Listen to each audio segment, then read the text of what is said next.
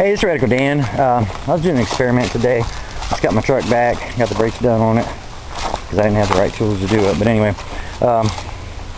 when you melt down lead, like from car batteries and stuff, there's two sets of plates in a battery. One is a lead plate, and the other plate is a lead oxide plate. Now, lead oxide doesn't melt because it's like aluminum oxide. It's really hard to melt. So what I did is I did some research online. Yeah, there it is. I'm going to pour this in a second. I did some research online, and chemists, what they do, they use a process, I forget what it's called, but what they do is they basically, I use powdered charcoal right here, because charcoal has a higher affinity for oxygen than lead does.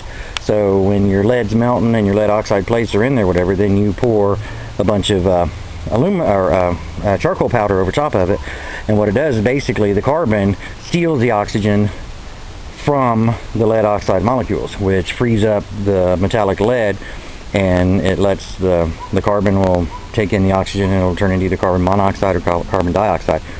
So what I did is I put one of these sets of plates right here. That's a plate out of one of those little dry cell acid lead batteries like you see in your computer or whatever like that. And what I should have done in the first place is I should have doused it. I should have soaked it in like baking soda water to get rid of any sulfuric acid that's in there, and I didn't, you know, because I was just in a hurry to do it. But I will next time. But yeah, you can it's not now, but a while ago, man, you could smell it. It's like sulfur in your nose and shit, so you gotta be real careful with stuff like this, because it's so I'm gonna try to pour this. I don't know if I can set this camera up to where you can see it or not. But yeah, I'll set it up over here. We'll see how it works over here. It's gonna be on the ground, so I don't know if you can see this. Maybe.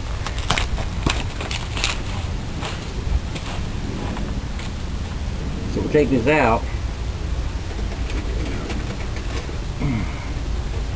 So, oh, that's heavy. Oh shit.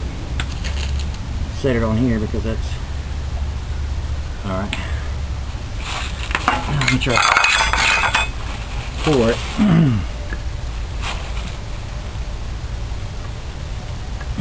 Grab it lower.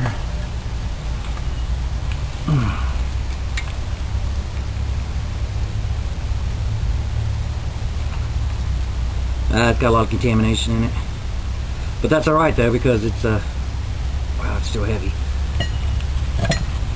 Still got some in it.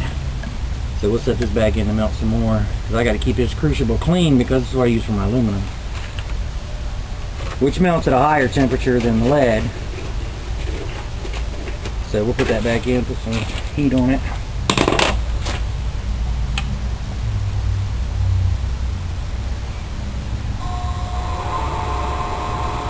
Turn the blower fan back on, let it melt down. Throw some more charcoal in it.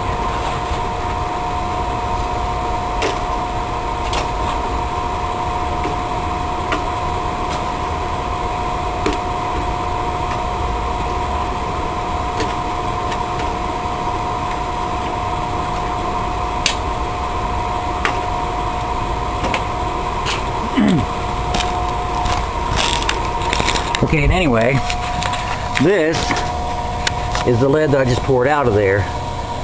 Now, that's contaminated. It's got some, still got pieces of stuff in it, whatever. But like I said, next time I'll douse that out. And this is a piece that I did earlier with a propane torch. And I'm like, okay, well, I know I can, that's pretty heavy too. I know I can do it with my forge.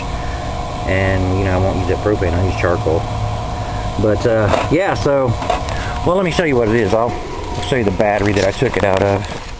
It's here in my messy garage, but it's one of these right here. So these batteries right here, it's this set of, you pull out one of these sets, well, there's some lead right there, but you pull out one of these sets of plates, and it's got positive and negative plates, and then it's got this fiber stuff that's soaked in sulfuric acid. And this one was out of one of those car charger starter things, and it got run over by a truck, so the bottom was busted and it didn't work anymore. But yeah, so that's what I'm doing. Here's a new idea for a shotgun. This is a trigger group. It's an old stapler, and I'm going to put it on something like this right here. where it pops open. I don't know how I'm gonna do it yet, but that's what I'm working on. But yeah, alright, that's what I got. Have a good one. Okay, check it out. This is the piece that I just melted. It's got a good weight to it, but you can see how dark it is, because that's because the contaminations that were in there. That was the fiber mat, and maybe some of the oxide hadn't turned. It's probably some of the charcoal. But what I can do is later I can melt this down, and then any of the impurities will float to the top, and then I can scoop them off, and I should end up with another one like that. But lead is pretty cool, because I can like cast my own bullets out of it, or make my own fishing lures, or you know, whatever I want to do with it. And instead of going out and buying, like when, you know, when the shit hits the fan, whatever, you got to make your own bullets, your own gunpowder, and you know, all that kind of stuff. You know, there it is. You get old junk car batteries that you can't charge up anymore, and melt them down, get the lead out. There's your bullets. I've got a die set, or I got a whole shit ton of like the dies and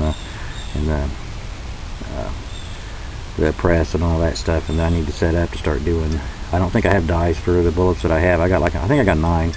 I got a bunch of offset, like 222s and just weird stuff. I mean, I got it on a deal years ago, and I never used it, but I've got all that stuff in there too. It's got some bullets and powder and all kinds of good stuff with it. But so I'm gonna start making, probably I'll start making some bullets for the black powder shotgun. Well, that'd be awesome for the cannon, wouldn't it? Oh my gosh, that thing probably weighed 10 pounds if you threw one of those in there, if you melted it down. But yeah, that's a couple pounds right there. It doesn't look that big, but that's, yeah, that's a few pounds right there already. So, alright. See you later.